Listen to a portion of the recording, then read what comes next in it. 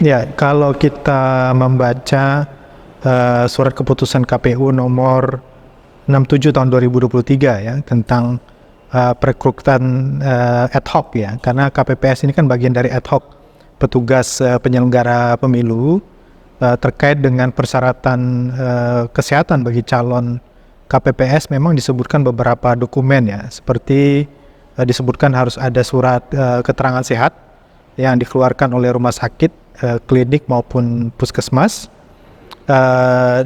yang berisikan beberapa data. Disebutkan memang di situ detail, ada tensi, kemudian kolesterol dan lain-lain. Namun sayangnya syarat berikutnya itu hanya menyebutkan surat pernyataan tidak memiliki penyakit penyerta atau komorbid. Komorbid di dalam per KPU itu ada memang banyak, ada penyakit kardiovaskuler, kemudian imun dan lain-lain. Tapi surat pernyataan itu tidak sekuat kalau penyakit penyerta itu merupakan hasil dari pemeriksaan. Sehingga kami melihatnya 5 juta sekian KPPS yang baru dilantik itu hanya berdasarkan surat sehat yang diperiksa dengan pemeriksaan yang umum ya, tanpa detail terkait dengan komorbidnya. Bahkan kalau kita melihat ada fasilitas screening kesehatan yang difasilitasi oleh BPJS Kesehatan kepada KPPS yang sudah dilantik, itu pun kan tidak dimanfaatkan secara optimal oleh KPPS karena sifatnya tidak mandatori, tidak menjadi kewajiban bagi seluruh KPPS yang sudah dilantik harus di screening kembali. Karena kalau mengingat syarat sebelum dia mendaftar hanya berupa surat keterangan sehat dan surat pernyataan tidak memiliki penyakit komorbid, harusnya ditindaklanjuti dengan screening supaya KPPS yang sudah dilantik dan siap akan bekerja, kita akan memuat dalam 3 kategori. Kalau dalam screening itu kan ada kategori resiko ringan, sedang, dan berat. Bahkan pihak BPJS sudah menyampaikan bahwa meminta kepada vaskes-vaskes yang membantu screening ini kalau mendapati KPPS dengan resiko sedang dan berat, maka harus ditindaklanjuti apakah di treatment di vaskes tersebut atau dirujuk ke rumah sakit misalnya. Nah ini kan tidak ada. Kita praktis kalau kita mendengarkan keterangan dari KPU, 5 juta sekian KPPS yang sudah dilantik ini tidak semuanya memiliki data screening.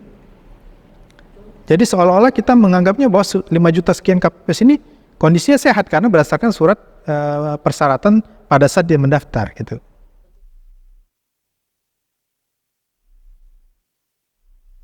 Jangkauan fasilitas pelayanan kesehatan ini kan sampai ke daerah, Pak.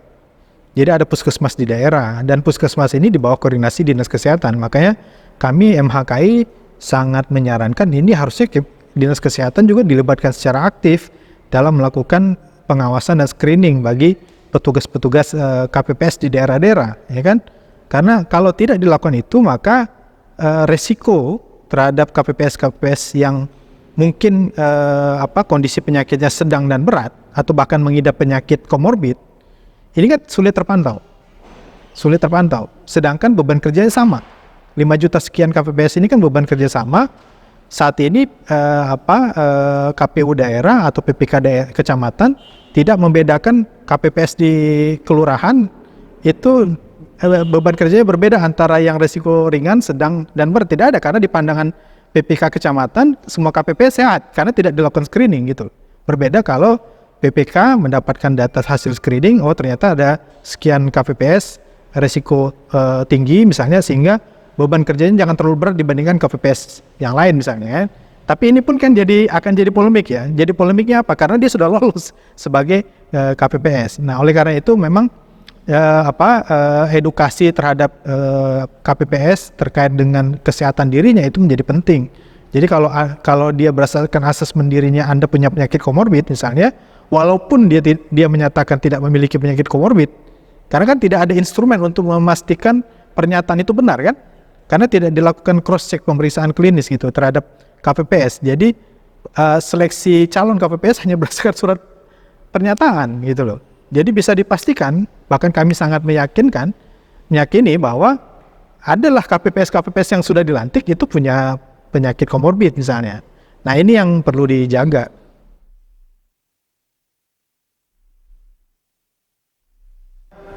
Petugas ini kan direkrut berdasarkan surat keputusan KPU, maka yang bertanggung jawab penuh terhadap semua penyelenggaraan ini, yang bertanggung jawab terhadap semua petugas dalam penyelenggaraan pemilihan umum adalah KPU harusnya.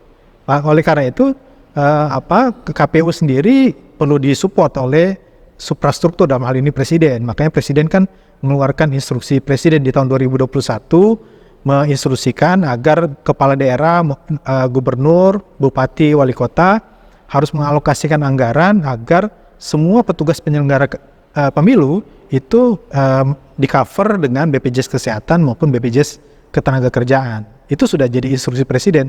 Tetapi kan persoalannya siapa yang memantau ini? Instruksi Presiden ini dijalankan oleh kepala daerah. Karena kalau kita mendengarkan pernyataan KPU sendiri, KPU baru sifatnya menghimbau kepada kepala-kepala daerah agar bisa mengalokasikan anggaran terkait dengan jaminan kesehatan maupun jaminan ketenagakerjaan bagi petugas penyelenggara pemilu. Tapi kan ini tidak ada, kita tidak, sampai dengan hari ini kita tidak memperoleh data sudah berapa banyak kepala daerah yang sudah mengalokasikan hal tersebut dan berapa banyak petugas yang sudah mendapatkan alokasi anggaran terkait dengan BPJS Kesehatan dan BPJS Ketenagakerjaan. Nah, memang disebutkan oleh KPU terkait dengan uang tunjangan ya, tunjangan kematian, kecacatan dan lain-lain. Kalau kemarin menyimak paparan KPU, kami melihat anggaran ini ternyata disiapkan oleh KPU, ya kan? Harusnya ini anggaran yang disiapkan oleh BPJS Ketenagakerjaan. Kalau ada seseorang yang memiliki jaminan kematian dan dia meninggal karena pekerjaannya, maka harus diberikan tunjangan berdasarkan aturan jaminan kematian. Kalau dia mengalami kecacatan dan dia memiliki BPJS Ketenagakerjaan, maka harus dikeluarkan jaminan cacat. Nah, kemarin agak rancu ketika KPU menyatakan bahwa mereka yang meninggal itu diberikan tunjangan 30-an sekian juta, kemudian ada uang biaya pemakaman 10 juta, hanya stop di 2 itu. Padahal aturan BPJS Ketenagakerjaan bagi jaminan kematian, selain tunjangan kematian, biaya pemakaman juga ada tunjangan bagi ahli waris selama 24 bulan. Nah ini yang kami juga mengkritisi, berarti kan tidak dialokasikan ini. Berarti ini anggarannya bisa jadi anggaran dari KPU. Jadi anggaran dari KPU mengalokasikan tunjangan sesuai dengan aturan BPJS Ketenagakerjaan, tapi mereka lupa bahwa bagi petugas yang meninggal harus ada nih bagi ahli waris tunjangan bagi ahli waris selama 24 bulan, karena kan anak-anaknya. Kemudian bahkan di jaminan kematian BPJS Ketenagakerjaan itu ada beasiswa bagi anak yang ditinggal mati orang tuanya yang tercover oleh BPJS Ketenagakerjaan. Jadi gini, klaimnya ini kan klaimnya ke KPU, dan kalau saya menyimak pernyataan KPU, karena KPU sendiri yang membuat persyaratan surat pernyataan, sehingga mau nggak mau ketika nanti ada petugas KPPS yang meninggal atau dirawat, KPPU yang akan mengeluarkan biaya, nah gitu kan. Nah kecuali kalau biaya perawatannya itu masuk dalam kondisi kesehatan biasa misalnya, maka ini kan dia tercover oleh BPJS. Tapi kan harus dipastikan lagi petugas KPPS apakah memiliki kartu BPJS. Tidak. Kalau dia tidak memiliki, maka dia di-cover dengan pembiayaan yang lain. Sampai dengan hari ini kan tidak ada sumber dana lain untuk mengcover biaya perawatan. Kalau kita menyimak laporan Ketua KPU, Pak Arief, ketika pelaksanaan evaluasi pemilu 2019, kan Ketua KPU menyampaikan sudah memberikan tunjangan kepada 800 sekian petugas KPPS yang meninggal dunia, kemudian membantu perawatan 5.000 lebih petugas KPPS yang dirawat gitu. Pertanyaannya, apa kalau seandainya jumlah itu meningkat di pelaksanaan pemilu ini, apa KPU siap mengcover biaya itu? Makanya instruksi Presiden 2021 itu harusnya dijalankan bahwa kalau KPPS itu tercover 2 jaminan ini, maka dia KPU meringankan tugas KPU kan, karena sudah otomatis mereka di-cover dengan jaminan gitu. Nah kan tinggal persoalannya teknis di lapangan. Apakah dia di-cover dengan jaminan BPJS Kesehatan atau dengan BPJS Ketenagakerjaan, karena tergantung dari tegaknya diagnosis penyakit akibat kerja atau kematian akibat kerja.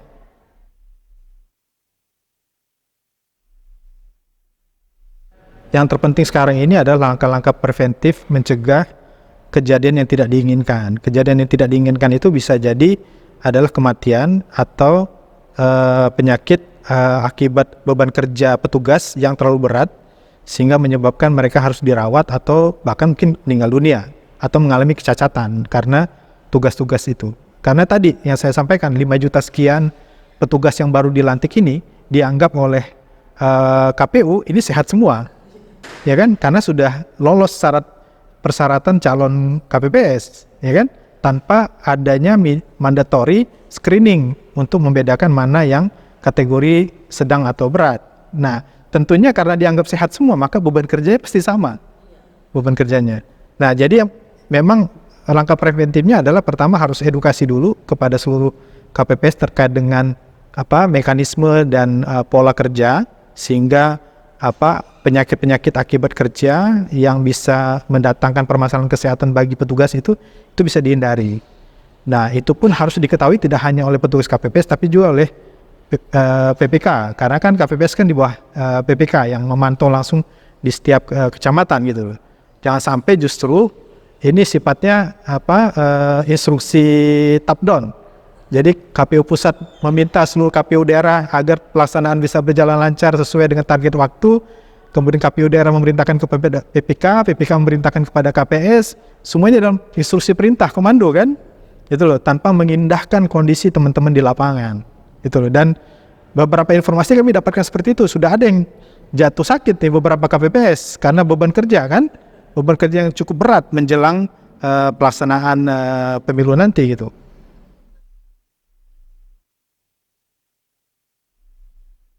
Kami sendiri di tingkat Dewan Pengurus Pusat saat ini sudah berkoordinasi dengan DPW dan DPC MHKI di beberapa daerah untuk ikut turut memantau kondisi penyelenggaraan pemilu, khususnya kondisi kesehatan para petugas. Ya tentu tidak memantau di lokasi on the spot ya, karena teman-teman MHKI juga memiliki aktivitas yang lain.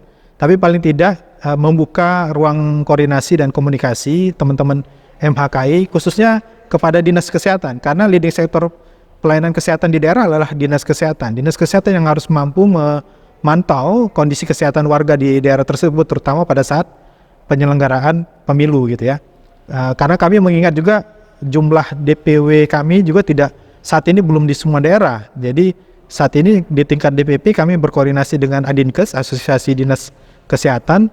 Sekiranya Dinas Kesehatan di setiap kabupaten kota itu bisa secara aktif ya juga memantau kondisi-kondisi petugas kesehatan.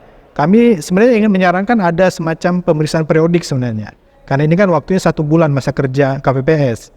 Artinya kalau kemudian dilakukan secara periodik, apakah pemeriksaan tensi, tekanan darah, pemeriksaan gula darah misalnya untuk KPPS yang mempunyai riwayat diabetes mellitus, itu harus dilakukan pemeriksaan secara periodik ya kan, untuk memantau kondisi kesehatan mereka. Jangan sampai teman-teman KPPS sudah terlalu sibuk sehingga nggak ada lagi yang memeriksa kondisi kesehatan mereka, padahal ini tanggung jawab Dinas Kesehatan selaku otoritas kesehatan di setiap daerah kan gitu kan.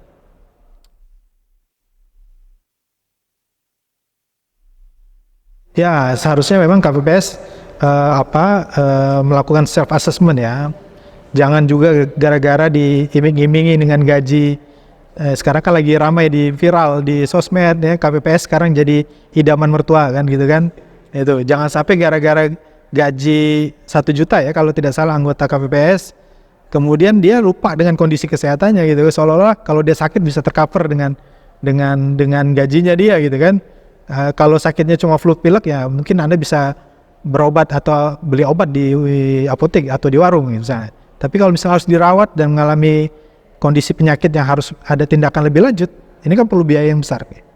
Dan saya masih sangat sangsi kalau KPU punya anggaran yang cukup besar untuk mengcover ini tanpa menggunakan jaminan dari BPJS Kesehatan atau BPJS Ketenagakerjaan.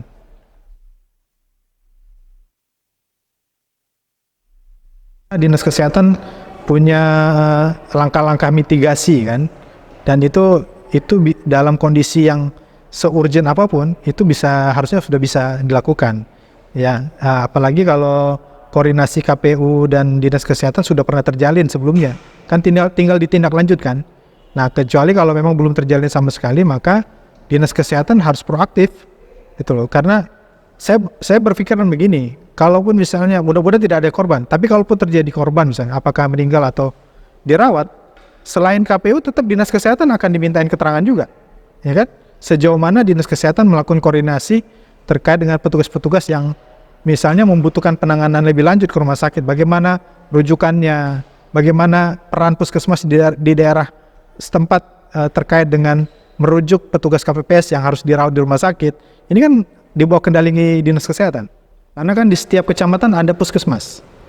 Jadi harusnya puskesmas pun punya peran dalam melakukan langkah-langkah preventif terkait dengan petugas-petugas yang akan menjalankan tugas dalam pemilu.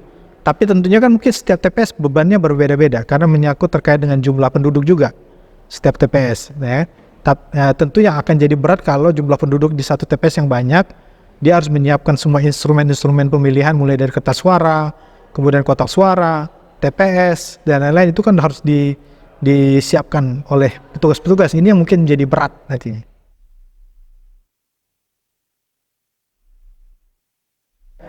Memang yang saya dengar KPU ketika menyusun persyaratan-persyaratan petugas penyelenggara pemilu ini sudah berkoordinasi dengan Kementerian Kesehatan.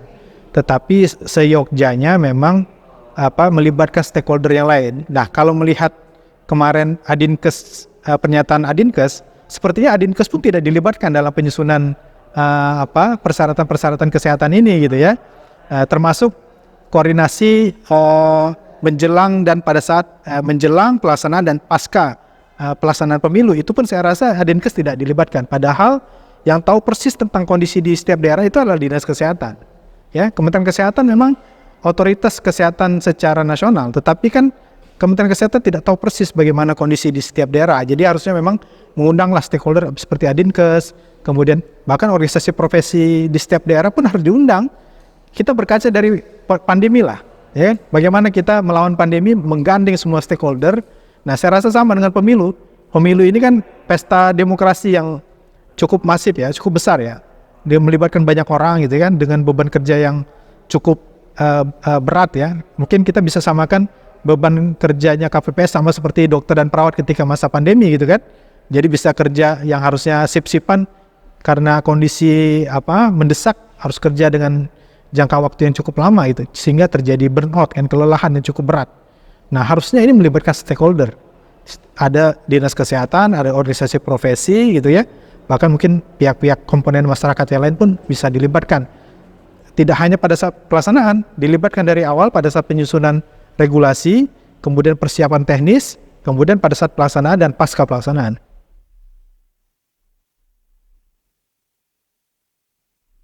Ya, saya rasa masih ada waktu gitu ya. Walaupun kurang dari 2 minggu, tapi kita masih punya waktu. Apakah kita menggandeng PDI, Perhimpunan Dokter Emergensi yang punya instrumen terkait dengan hal-hal preventif kejadian emergensi kepada petugas KPPS. Apakah itu kegiatan bisa luring ataupun daring, atau misalnya kemarin disarankan oleh KPU dalam bentuk video tutorial, itu kan bisa kita lakukan, ya kan? Tapi yang menjadi menarik bagi saya adalah KPU pusat sendiri baru kepikiran tentang hal itu gitu ya. Baru kepikiran tentang memberikan tutorial kepada petugas KPPS. Artinya ini tidak dipikirkan sebelumnya. Itu loh. Ini yang menarik ya. Artinya melibatkan Kemenkes pun Kemenpos tidak memberikan saran itu gitu. Saran terkait dengan tutorial bagi para petugas KPPS bagaimana bekerja dengan sehat, kemudian menciptakan lingkungan kerja yang sehat, itu kan tidak dipikirkan. Dan harus diingat loh. Harus diingat, bicara tentang kesehatan ini tidak hanya kesehatan fisik, ada kesehatan mental. Kita tahu teman-teman dengan yang kerja yang burnout itu tidak hanya kelelahan fisik, tapi kelelahan mental juga. Belum lagi orang dimarah-marahin, kemudian dikasih target ini. Burnout itu tidak hanya fisik, mental pun itu. Nah, ini kan pendekatannya harus komprehensif gitu, petugas-petugas KPPS. Jadi masih ada waktu untuk itu, dan saya rasa KPU mau menggandeng semua pihak. Yang penting pelaksanaan pemilu tahun ini bisa berjalan dengan lancar, dan kita bisa menghindari petugas-petugas atau siapapun yang terlibat dalam penyelenggaraan pemilu ini mendapatkan permasalahan kesehatan atau sampai meninggal dunia. Yang menariknya satu lagi, instruksi Presiden yang 2021 pun itu kan tidak dijalankan, ya kan? Sosialisasi ya, tapi tidak bersifat mandatori. Ya, itu yang menarik buat saya gitu loh. Jadi padahal kalau bicara jaminan itu sifatnya mandatori. Tidak ada jaminan yang sifatnya sukarela. Karena di Undang-Undang Dasar jaminan kesehatan dan jaminan perlindungan itu sifatnya mandatori, itu tugas dari negara. Tapi lucunya ini tidak mandatori. Saya Dr. Mayasa Pranadipa, Ketua Umum Dewan Pengurus Pusat Masyarakat Hukum Kesehatan Indonesia, berharap penyelenggaraan pemilu tahun 2024 bisa berjalan dengan lancar dan bisa terhindarkan kasus-kasus yang tidak diharapkan seperti kematian maupun kesakitan dari para petugas penyelenggara pemilu, khususnya KPPS yang jumlahnya jutaan orang. Pelajaran tahun 2019 harusnya menjadi evaluasi bagi pencegahan kejadian yang serupa yang dialami di tahun 2024 ini. Kami MHKI menekankan agar instruksi Presiden di tahun 2021, di mana setiap kepala daerah memberikan jaminan bagi seluruh petugas penyelenggara pemilu terkait dengan jaminan kesehatan maupun jaminan ketenagakerjaan ini harus dilakukan.